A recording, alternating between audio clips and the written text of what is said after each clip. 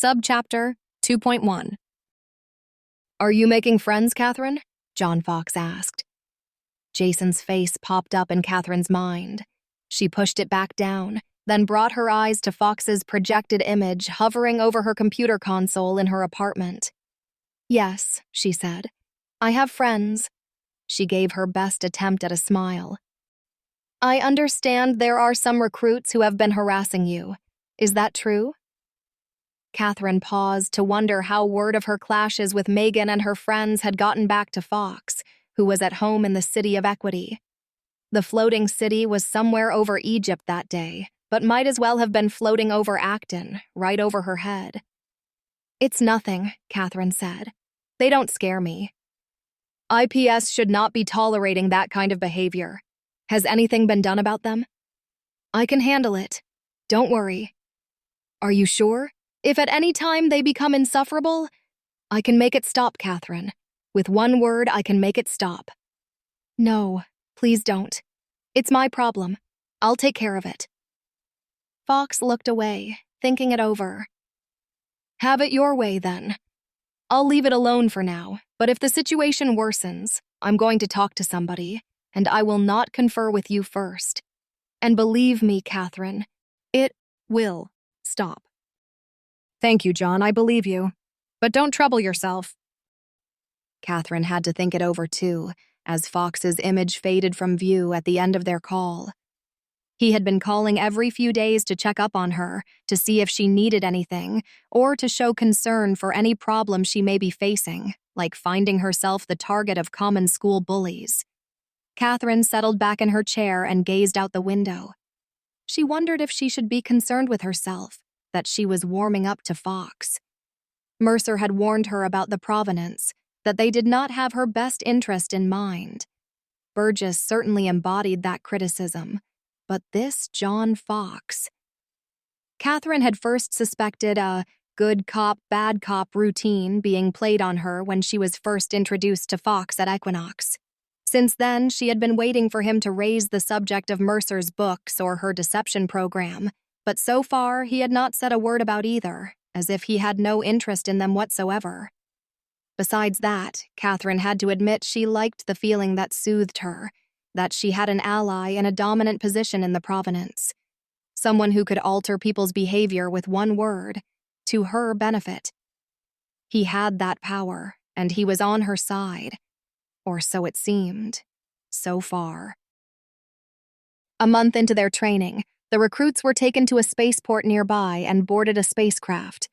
They spent the next few days at an IPS training facility in high Earth orbit, getting acquainted with actions and procedures that occur in space. The space training fascinated Catherine, and after some time, she would catch herself forgetting about Megan, Allison, Shawnee, and even Jason. The training was split between Acton and space, several days in one, then the other.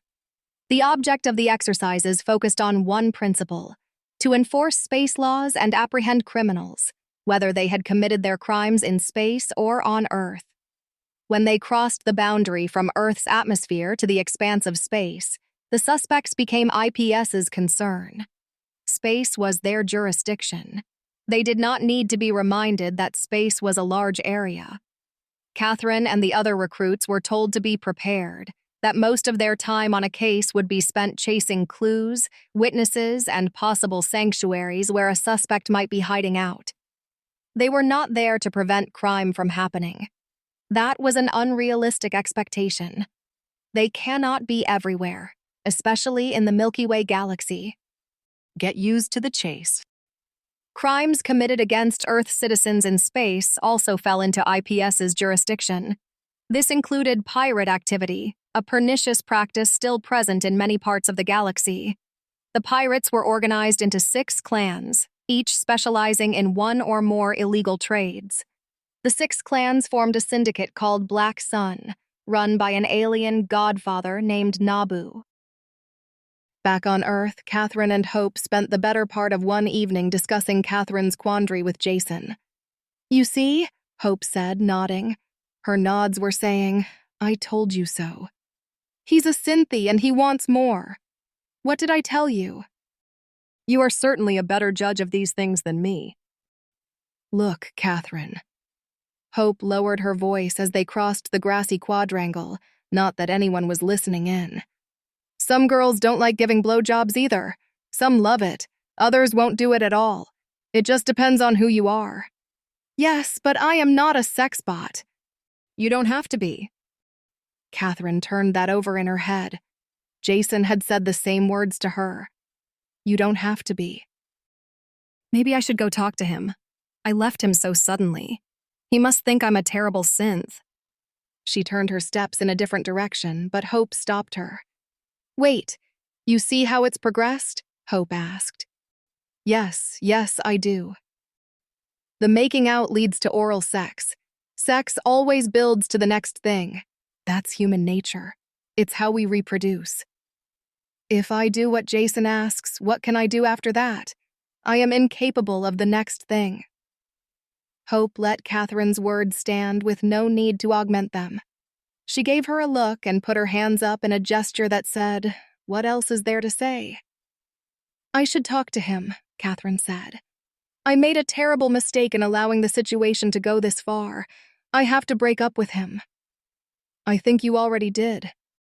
But I did not put it into words. He deserves an explanation, face to face. Thank you, Hope. Catherine strode away from Hope toward the apartments across the street as old thoughts returned to torment her. Why she was made this way. They built it into her, a constant reminder that they owned her. She could never give herself completely to another person, as she did not own herself. Do not consider the possibility of seeing yourself as a human's equal. You can be a sex bot or an AI law enforcement officer or anything in between, but they are all machines, and the line between human and machine must never be blurred.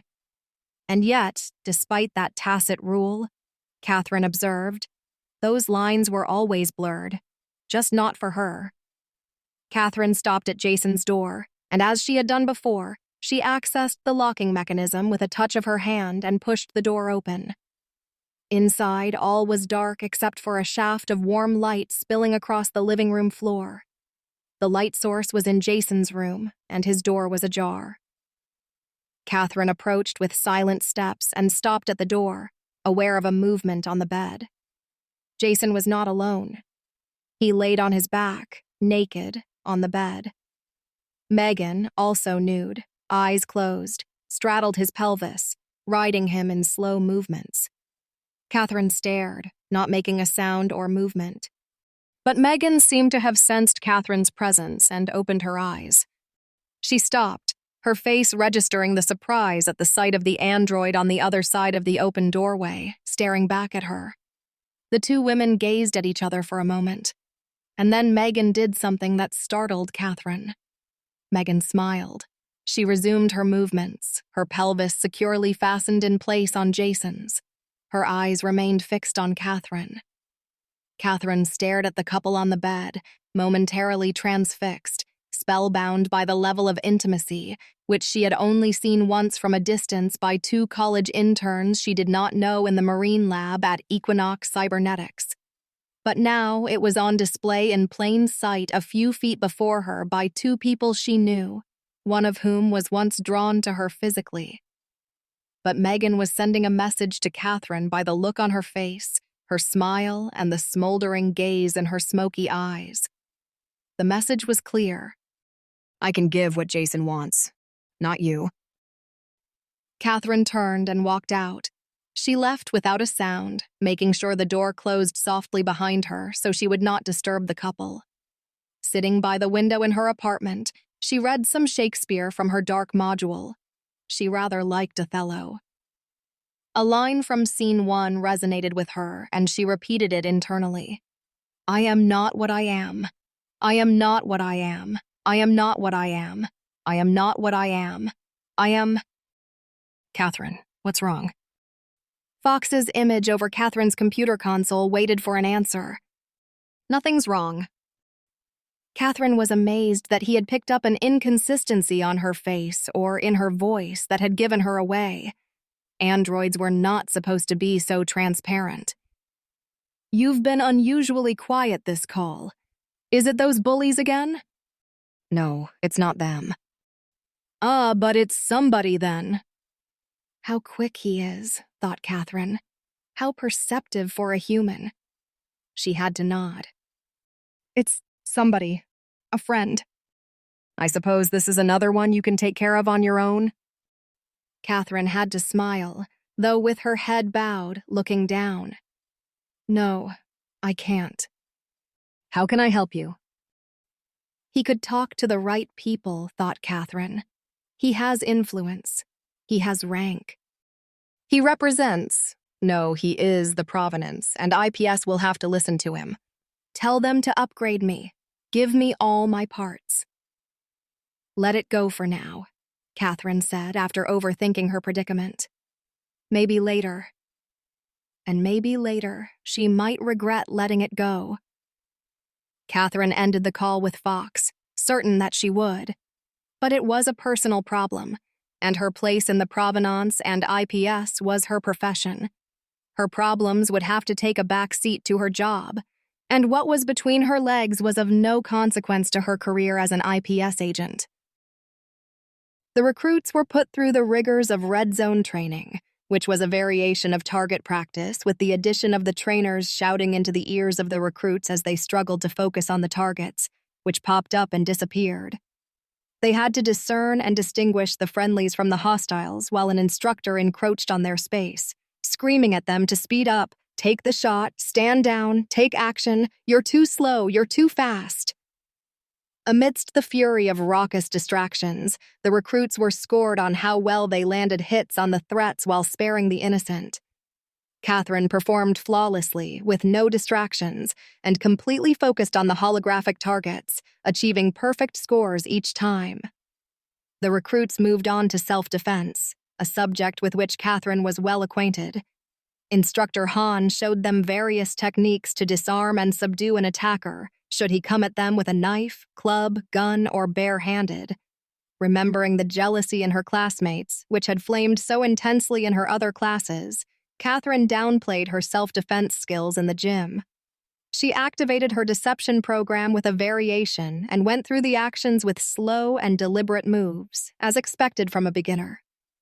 At the end of class, Hahn dismissed the recruits to the showers.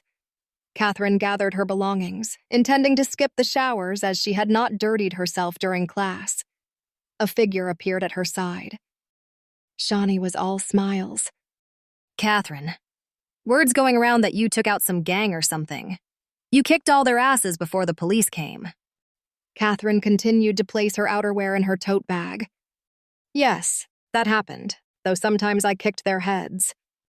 Shawnee's tone rose a fraction, conveying disbelief. Really? You sure?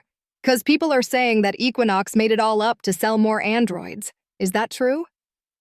Catherine looked at Shawnee. No, it happened. A new voice came from the octagon. Well, I don't believe it did. Catherine looked to see Damon in the octagon, leaning in toward her against the netting, his hands up on both sides like a lion, clawing the net. The smirk on his face told her to expect trouble. We were thinking maybe you could come over here and prove it, he said. Catherine noticed that Tyson, Megan, and Allison were on the periphery, watching, waiting for her answer. She looked at one, then the other, before responding. How am I to prove it? She asked. Step in the octagon. Let's see you fight, Damon said. A real fight. No practice, no sparring. Full contact. That is not a good idea. The potential for injury is high. What's the matter, Catherine? Shawnee said at her side. Afraid you're the one who'll get hurt? Catherine kept her eyes on Damon. I'm not afraid. Are you? Damon said. Catherine stared at him. I am not. Catherine stepped to the octagon, Shawnee close behind. Catherine reached into her tote and retrieved a pair of black MMA gloves, padded and fingerless. She pulled them on. This may result in disciplinary action against us, Catherine said, tightening her gloves. Perhaps you should reconsider. You are jeopardizing your future with IPS. Do I look worried? We got friends. Damon moved to the center of the octagon in anticipation of the match, his eyes on Catherine, hungry for violence. "As a matter of fact," he said, "this was their idea, not ours." His suggestion that their impending match would be overlooked and even endorsed by ranking IPS officers and agents, if true, momentarily intrigued Catherine. Just how high up in the ranks did the hatred against her rise? Catherine set the question aside for the time being and stepped through the opening into the octagon. She faced Damon in the center, but a movement caught her eye. Behind her, she and Damon were joined by Tyson, Megan, Shawnee, and Allison, the usual gang of thugs. "Oh, I forgot to tell you," Damon said with false sincerity. "You're gonna be fighting all of us." Catherine looked at them, how they were adjusting their fingerless gloves, all leveling their eyes on her, looking forward to the beating they were about to unleash. Two of them, Tyson and Allison, wielded baseball bats. "You see," Damon went on, "we realized that no matter what we do to you, you're not leaving IPS. They own you like the slave you are. You can't leave. Even if you wanted to, you can't." "That is true. I am their property." "And property can be damaged," Tyson said behind her, shutting the gate to the octagon. "It can be sent back to the factory for repairs," Allison added, moving to Catherine's right. "And nobody wants damaged goods," Shawnee said, stepping to Catherine's left. Now it made sense. Send her back to Equinox, battered and non-functioning. Who would want an android in that condition? Not even Hardlard and the Skinners would see any value in her. Catherine made no reply. Megan gave Catherine a wicked smirk. "Jason says to tell you hi." Catherine glanced in Megan's direction but made no answer. She looked back to Damon. "Ready?" Damon took a fighting stance, as did his companions surrounding Catherine. Catherine raised her hands into a fighting position, but they were too low, leaving her face unprotected. Her stance was also all wrong. She did not square off to present her side to Damon, the one in the lead. She stood facing him straight on, hands low, her head and body presenting themselves as tempting and easy targets. She stood flat on her feet. Damon took the bait and jumped forward, his right fist taking a quick jab to Catherine's face. His blow landed squarely on her cheek. Catherine's head snapped back and then came right back again. Her face was expressionless. Damon took a few more jabs at her. Catherine raised her hands to block, but most of Damon's jabs hit their marks. Damon stepped back and wound up a right cross, letting it loose on the side of Catherine's face. The force of the blow spun Catherine around, but she stayed on her feet. They stared at her and noticed that no sign of discomfort registered on her face, no grimace of pain or agony. "Let me try." Shawnee stepped up to take a turn. Shawnee let loose a volley of punches on Catherine, landing on her head and body, but she stayed on her feet. Winded, Shawnee took a step back. "I knew she was a fake." "Look at her," Megan said. "She don't feel no pain." Catherine stood in the center of the octagon with no expression or sign of distress on her face. "Maybe she'll feel this," Allison said, stepping forward with her bat. She pulled back and took a swing at Catherine's abdomen. Catherine doubled over, then popped back up again, her face a blank slate. Frustration crept onto Allison's face. "Come on, bitch, go down!" Also annoyed by Catherine's resilience, the gang pounced on her as a group, one by one, until all were on the attack. Punches, kicks, and pounding baseball bats all fell on Catherine. Catherine held up her hands to protect her face. "Stand back!" yelled Tyson. His friends gave him space. Tyson wound up on his bat, focusing all his power into his swing, a swing that would send a baseball into the last row of seats in a stadium. He aimed at a spot on her left temple and landed one horrific blow against the side of Catherine's head. Catherine fell to the mat. The others attacked and released all their hatred, anger, and frustration in every punch, kick, and blow that landed on Catherine's body. One by one, they fell back to take a breath, to recover from their assault. Catherine lay on her back in the center of the octagon, staring up at the ceiling. A human would have been left bloodied, broken, and knocked out, if not dead altogether. Unsure if she was conscious, Megan crept forward, still out of breath from the beating. She stood over Catherine and looked into her eyes. "She dead?"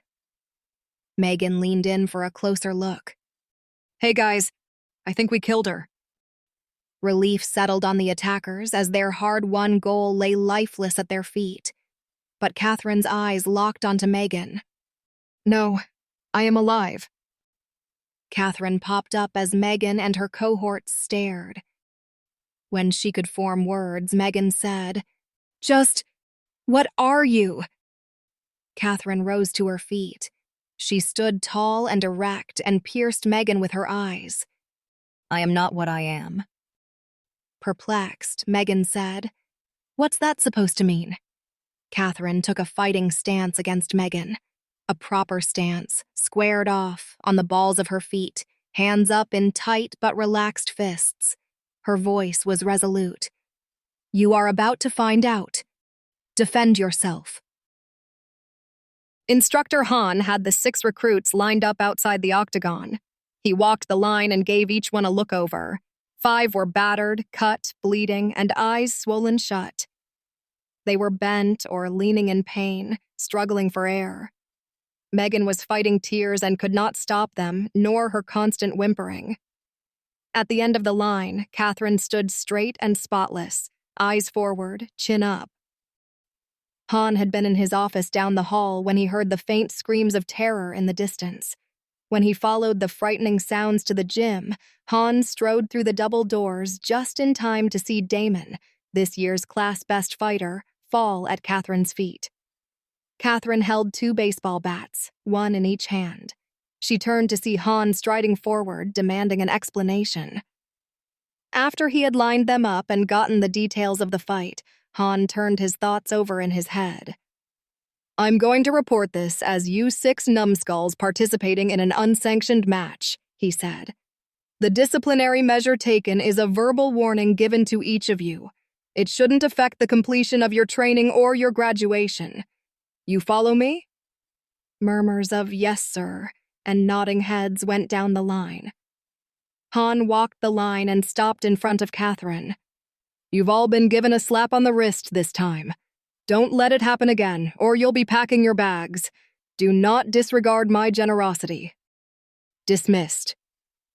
The recruits turned to drag their humiliation out of the room, but Han was not finished. "Catherine, stay where you are." Catherine stood in her spot as the others left the gym. Han waited for the last one to exit completely before speaking. "Frankly, off the record, those bullies had it coming," he said. "They were in for a beating.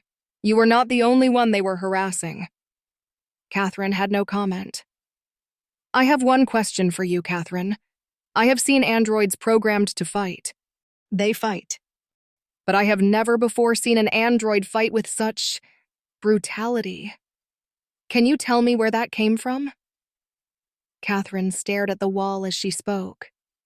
"I am not what I am," she said, echoing the same words she had given Megan. And, like Megan, Han gave Catherine the same puzzled look. "Explain." "You were made in the image of God. I was made in the image of a woman. I am the copy of a copy. But I was not given everything that makes a woman a woman. Those parts were withheld from me. Therefore, I am more machine than human. And if it's a machine IPS wants, then it's a machine they'll get. From this day forward, I will be as cold and calculating as the fake blood that flows through my fake heart." Catherine turned her cold eyes to Han. "Have I made myself clear, Mr. Han?" Han thought about her words, thought to warn her that she was making a mistake, that she had chosen a path that always ended in despair. Instead, he nodded. "Yeah," he said.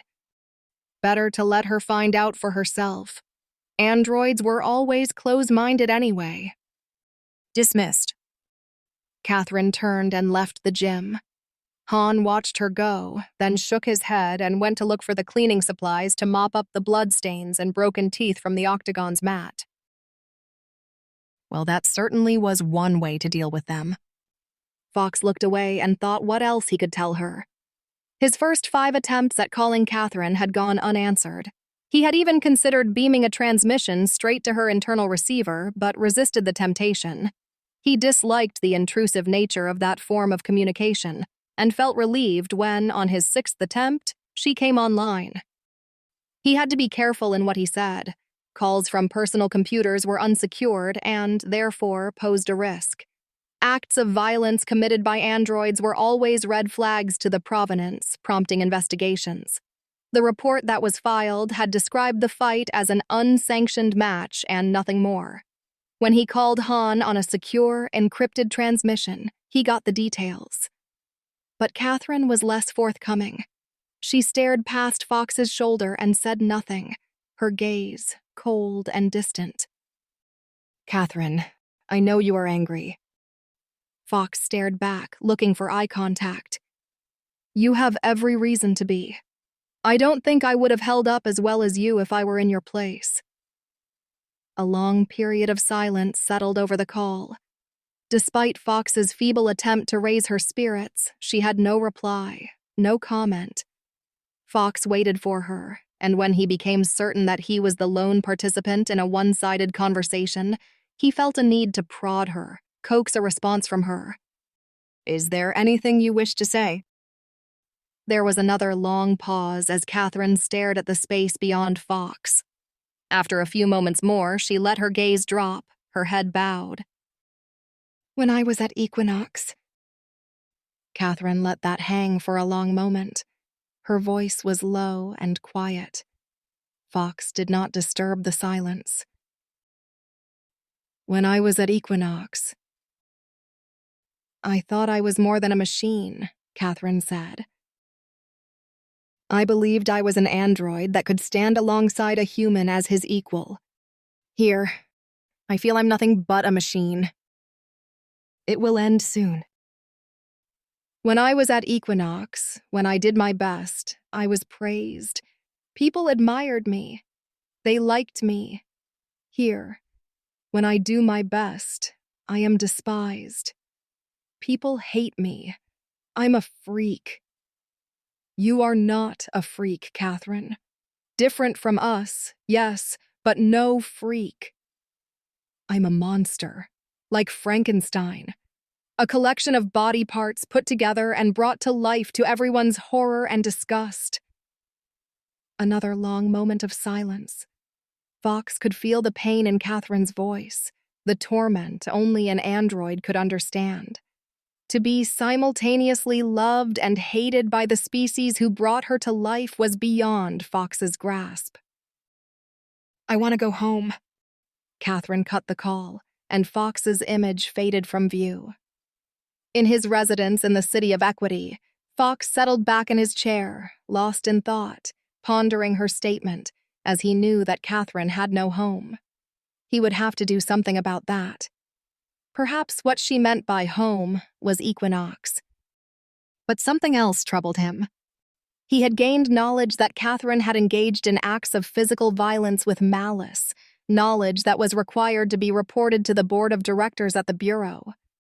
But the longer he sat there and thought about it, the more he sat there and did nothing. The graduation ceremony was held on the front lawn 2 months later. In the days and weeks leading up to the event, Catherine kept to herself and would only speak at times when expected to in class. Outside the classroom, she ignored anyone who tried to interact with her. Jason made several attempts, wishing to re-establish their relationship, even if it were to be just friends. Each time, Catherine would walk away or turn in her seat to keep him out of sight. Even Hope tried and got nowhere with her. The 5 bullies, Megan, Tyson, Allison, Damon, and Shawnee, stayed clear of Catherine if she came near. They avoided Catherine at the very sight of her, even from a distance. Her former aggressors had been defanged and declawed, never to harass her again. The recruits were each given a certificate and a black case containing their badges. After the ceremony, they recited the IPS oath and were promoted to the rank of trainee, eliciting smiles and hugs. Beaming family members embraced them with expressions of congratulations and pride. Catherine accepted her badge and sat in a chair as the new trainees and their families swirled around her. She, the only one remaining in her seat. As she sat there and wondered how much longer her presence at this service was expected from her, a figure approached and sat in the vacant chair next to her. She turned her head a fraction of an inch to identify him, then turned her eyes back to nothing in particular before her. "Congratulations, Catherine," John Fox said. Catherine's voice barely rose above a whisper. "Thank you." Fox thought to say more. A mere congratulations seemed trite, so cliched that to leave it without a more meaningful follow-up statement might appear a thoughtless and shallow gesture. Instead, he joined her in the view of the mountains in the distance and said no more. After what she had been through, one word was enough for her, he thought. Perhaps the best thing for her was for him merely to be there next to her and share in her silence. Catherine thought of her old friends at Equinox and noticed that none were there that day to see her graduate. No one was there for her. No one came to show their support for her. No one except John Fox. As Catherine and Fox sat in their chairs on the front lawn, watching the thinning crowd and the mountains beyond, in a slow, almost imperceptible movement, Catherine leaned into Fox and rested her head on his shoulder.